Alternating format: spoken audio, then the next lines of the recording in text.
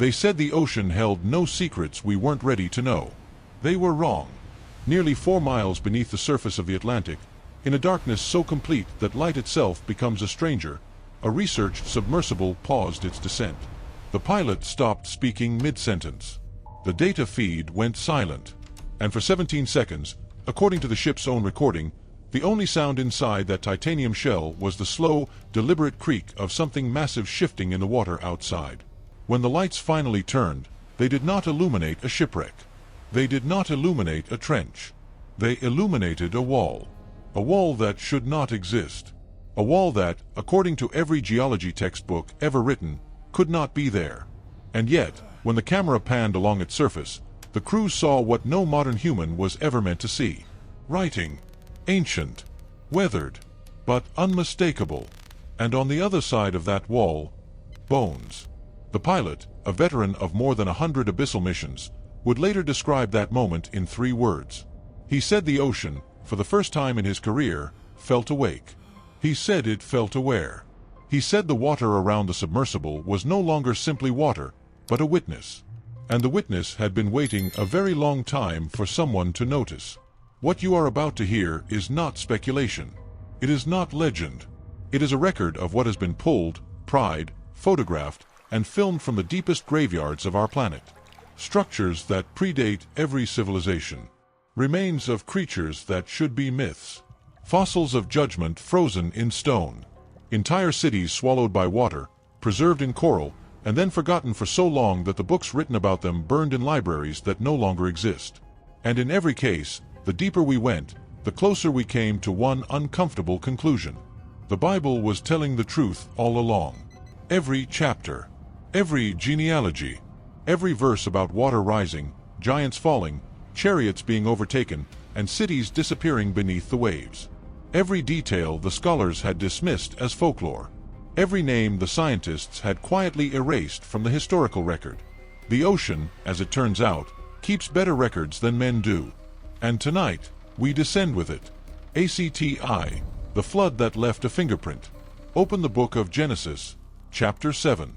Read it slowly. Read it the way a witness reads a deposition. The fountains of the great deep were broken up, and the windows of heaven were opened. For centuries, scholars dismissed this verse as poetry, a flourish, a metaphor for rain. But marine geologists in the last 3 decades have been quietly documenting something strange. Something that lives in the rock beneath the seafloor. Something no one wants to put on the cover of a textbook, because once you name it, you have to explain it. And the explanation does not belong to them. Beneath the oceanic crust, trapped in minerals called ringwoodite, lies a reservoir of water. Not puddles. Not pockets. An ocean. An ocean locked in stone, estimated by some researchers to hold 3 times the volume of every surface sea combined. It is a subterranean deep, hidden in the mantle, exactly where the oldest text on Earth said it would be. The fountains of the great deep. Not a metaphor. Not an exaggeration. A geological feature. A feature the ancients should not have known about. A feature that, if ever ruptured, would reshape the entire surface of this world in a matter of weeks. Now consider the fossils. Across every continent, in layers that should be dry, we find marine creatures petrified mid-swim. Whales buried standing upright in diatom beds in Chile, hundreds of miles from the nearest ocean. Trilobites frozen in panic in Morocco, their eyes still open. Fish swallowing other fish, mouth still open, entombed before digestion could finish. What kind of burial does that? What kind of event kills a predator in the act of eating and seals it in stone before the muscle relaxes? Only one kind. The kind that does not give warning. The kind that comes from above and below at the same time. The kind described by a frightened old man on a wooden boat, as the water rose faster than anyone could run. And the ark itself? Genesis tells us its dimensions. 300 cubits long, 50 cubits wide, 30 cubits high, a ratio of 6:1, length to width, which modern naval engineers have independently calculated as the most stable ratio possible for a vessel designed to survive massive open ocean swells without propulsion. No other ancient flood myth gets the dimensions right. The Babylonians built a cube. The Greeks built a chest. Only the Hebrew account describes a hull that would actually float through what it claims to have floated through. And the animals? The text does not say every species. It says every kind. A distinction in Hebrew that modern creation scientists now map to something far closer to biological family than to species. Which is to say, the logistical problem the skeptics have been mocking for 2 centuries was never a logistical problem. It was a translation problem. On their side. The ocean has been confessing this for a long time. In every upright whale fossil in a South American desert. In every clam bed petrified on a mountain peak.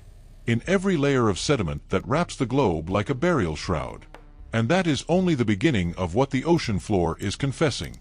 In the Gulf of Cambay, off the coast of India, a routine pollution survey in the year 2001 turned into something the research team has never fully recovered from. Sonar mapped geometric structures on the seafloor. Rectangles. Grids. Foundations. Not natural formations. Not coral. Roads. Plazas. The outlines of buildings stretching for miles beneath the Arabian Sea, laid out with a precision that argued fiercely against accident. They dredged the site. What came up was wood. Pottery.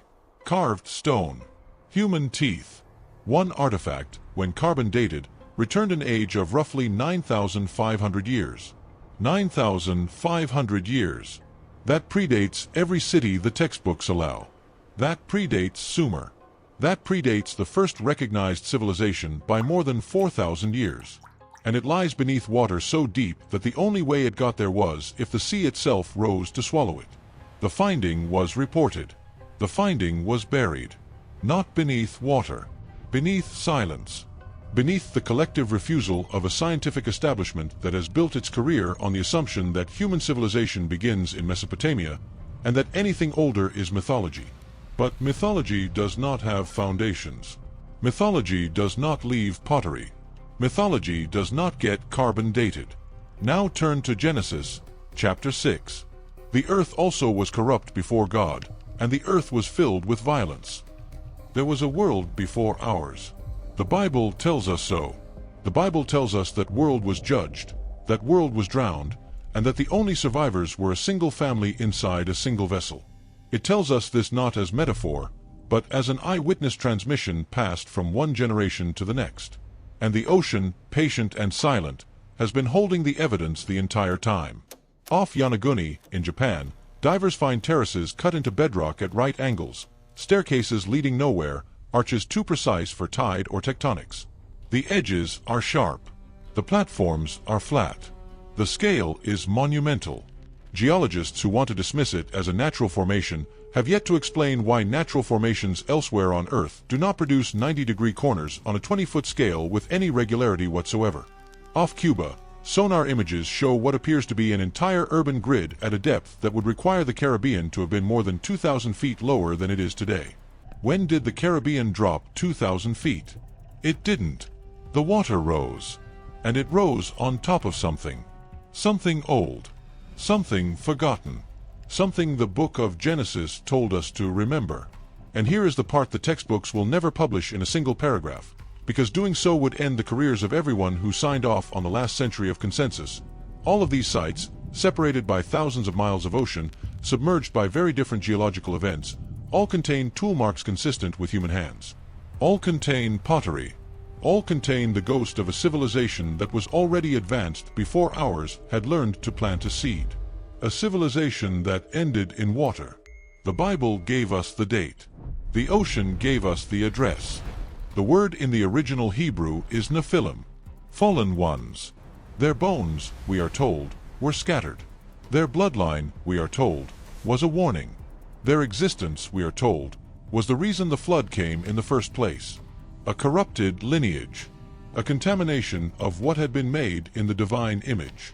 A world so broken that the only surgery left was the sea. Deep sea trawlers have, on more than one occasion, pulled up remains that do not fit the taxonomic record.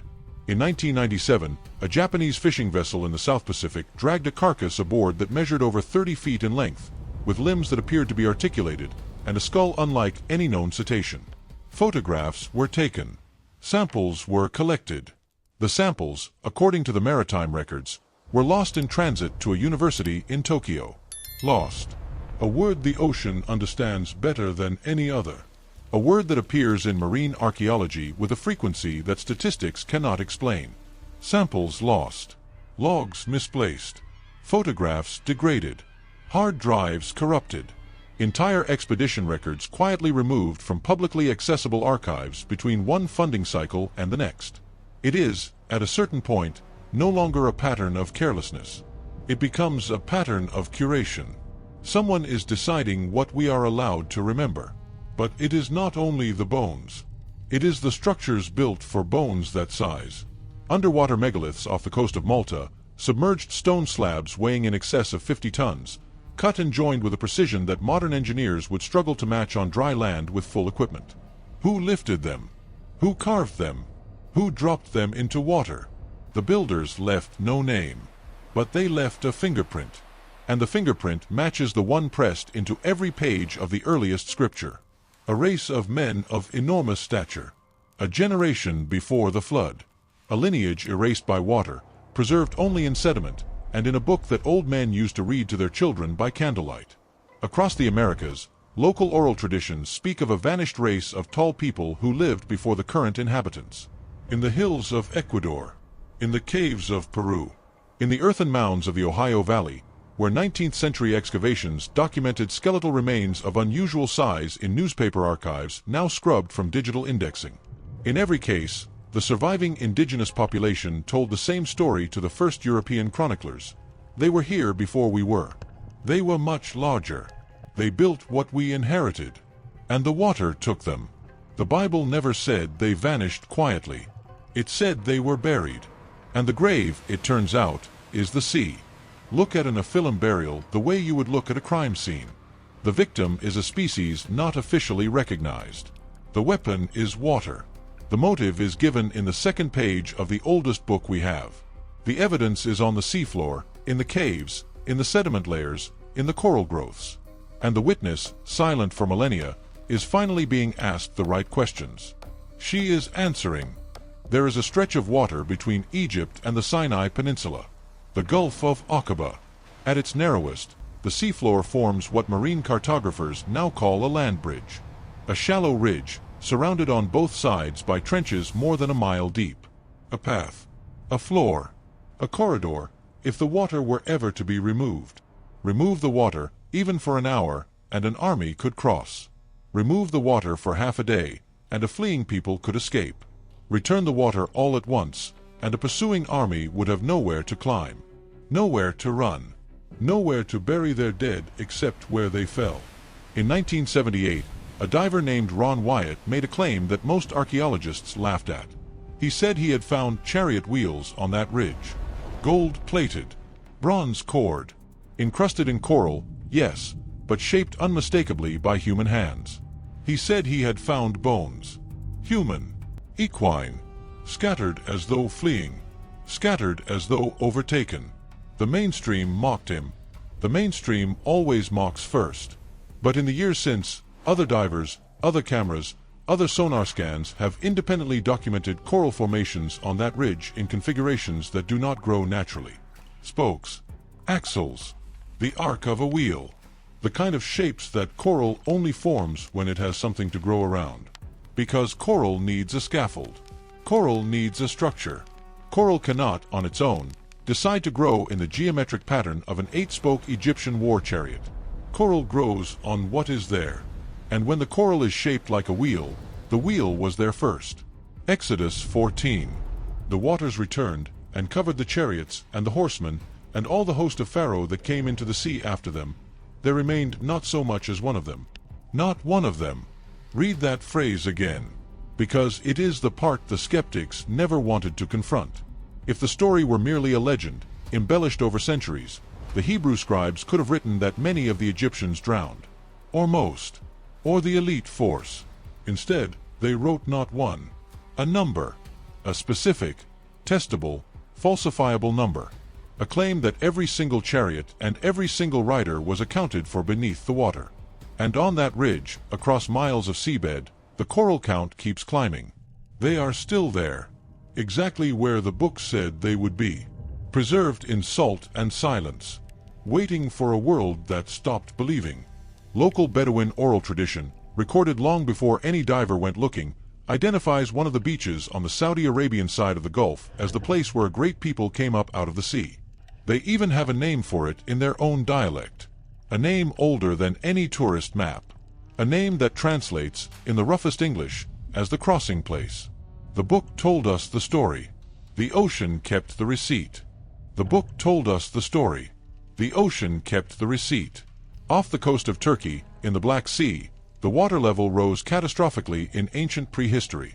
This is not biblical speculation.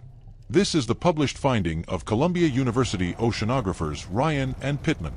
Around 7,600 years ago, they concluded, the Mediterranean breached the Bosporus and flooded what had been a freshwater basin, displacing every human settlement around its shores in a matter of weeks. Weeks. Not centuries. Not millennia. Weeks. The villages are still down there. Wooden structures, preserved by the anoxic depths, stand intact beneath hundreds of feet of brine. The Black Sea is one of the only large bodies of water on Earth whose deeper layers contain no oxygen, which means no decomposition, which means the timber frames of houses built before the Great Pyramid was even imagined are still whole, still standing, still waiting for a light to reach them. ROV cameras have filmed them. The footage exists. It does not circulate widely. It should. And further east, in the highlands of Ararat, where Turkish satellite imagery has repeatedly revealed a boat-shaped anomaly the exact dimensions described in Genesis, the story continues above the waterline. 300 cubits long. 50 cubits wide. The ratio matches. The location matches. The local oral history, in languages older than Turkish, still calls the nearest village the place of first descent. A boat did come to rest there. The book said so. The rock still says so. And the Black Sea, patient as a witness under oath, has been whispering the same confession for centuries. We just stopped listening. Ground-penetrating radar across the Ararat Formation has returned readings consistent with long parallel beams, regularly spaced, buried beneath the soil. The readings are not conclusive on their own, but the readings sit inside a rock formation shaped exactly like a keel. Inside a village called First Descent. Inside a region where the oldest surviving flood narratives outside the Bible, Sumerian, Akkadian, even Chinese oral traditions, all converge on the same event, the same number of survivors, the same conclusion. The world we know is not the first one. It is the one that was left over. And somewhere beneath the Black Sea, the one before still stands. Roof beams. Door frames. The pottery of a cooking fire that went out on a Tuesday 7,600 years ago and was never lit again. The mountain did not walk. The water did. And when it was finished walking, a civilization was gone. But not forgotten. Because the book remembered. Return now to the beginning. Return to the submersible. Return to the wall 4 miles beneath the Atlantic. When the crew finally transmitted their footage back to the surface vessel, the signal was intermittent. The images were grainy. But the script carved into the wall was visible long enough for a linguist aboard the ship to recognize the character set. It was not Greek. It was not Phoenician. It was not Egyptian. It was Paleo-Hebrew, the earliest known form. The form used before the Babylonian captivity. The form that predates the divided kingdom. The form that, until that moment, no one believed had ever traveled west of the Levant, let alone sunk to the bottom of an ocean no ancient vessel was thought capable of crossing. The linguist translated the first line. Her voice, according to the ship's log, trembled as she read it aloud. In the beginning. 3 words. Older than writing was supposed to be. Carved into a wall that was never supposed to be built. At a depth where no human was ever supposed to go. Into a stone that no culture in our timeline should have had the means to inscribe. And on the other side of that wall, the bones. Arranged. Ordered. Human. And yet not quite. Skulls too large. Arms too long. A resting place for a generation that Genesis said was destroyed. There were giants in the earth in those days. The chamber was not a tomb of accident. The bodies were not piled where they fell. They were laid out. With ceremony. With reverence. By hands that knew what they were burying and believed, apparently, that it mattered whether the bones were pointed east. Who buried them? A question we are not ready to answer, but a question the wall itself begins to answer. Because further along its surface, past the opening words, the script continues. And what it describes, according to the fragments the linguist was able to retrieve before the submersible's time on station expired, is a history. A compressed history. A record written in the moments before a catastrophe by people who knew they would not survive it, for the benefit of people who might. People like us. The ocean has been trying to tell us. For centuries. In every wave that breaks against every coast. In every fish bone petrified in limestone 1,000 miles from the sea. In every submerged staircase. In every coral-grown chariot. In every wooden beam preserved in Black Sea darkness. In every skull that is too large to belong to a species we are willing to name. The Bible was not written to be proven. It was written to be remembered. But the proof keeps surfacing anyway. There is a reason the deep terrifies us. It is not the darkness. It is not the pressure. It is not the creatures that glow with their own cold fire. It is the knowledge, buried somewhere beneath every layer of modern education, that the sea remembers what we have forgotten. That the sea was the instrument. That the sea is the archive. Job chapter 38. God speaks from the whirlwind. He asks the suffering man a question that no human can answer. Have the gates of death been opened unto thee? Or hast thou seen the doors of the shadow of death? The gates of death, in the Hebrew understanding, were not in the sky. They were below, in the water, in the deep, in the place where light does not reach and time does not pass. The Hebrews called it Sheol. The Greeks later called it Hades. But long before either name, the first readers of Genesis understood that when the flood rolled back, it did not simply return to the ocean basin. It returned to the gates, to a threshold, to a boundary between the seen and the unseen, which God alone controls. And we are going down there now, with submarines, with sonar, with robotic arms and lights that pierce the abyss. We are opening those gates, one by one. And what is coming back up the cable is not empty data. It is confirmation. Confirmation that the flood was real. Confirmation that the giants walked. Confirmation that a people were judged. Confirmation that the book of Genesis is not the story of a primitive tribe guessing at cosmology. It is the testimony of a witness who wrote down what happened so that we would not be surprised when the ocean gave it back. Because the ocean is giving it back. Right now. In every expedition. In every trench. In every silent, coral-crusted wheel of a chariot that chased the wrong people across the wrong sea. In every wooden village preserved in anoxic brine. In every boat-shaped ridge on a Turkish mountainside. In every oversized skull in a chamber 4 miles beneath the surface. There is a warning in all of this. A reverent one. A quiet one. The Bible does not describe the flood as a historical curiosity. It describes it as a precedent. A precedent specifically invoked in the New Testament, where the Apostle Peter reminds us that as it was in the days of Noah, so shall it be again. Not with water the next time, but with a judgment just as complete, just as precise, just as impossible for the sons and daughters of the current world to see coming, if they have not been paying attention to what the deep keeps whispering. You may close this video. You may scroll to the next one. You may laugh and tell yourself the deep is only water and rock. But somewhere, tonight, 4 miles down, a wall still stands. And carved upon it, in the oldest letters the human hand has ever shaped, 3 words patiently wait for a generation willing to read them. In the beginning. The Bible told us what happened. The ocean is telling us it was true. And the deep has not finished speaking.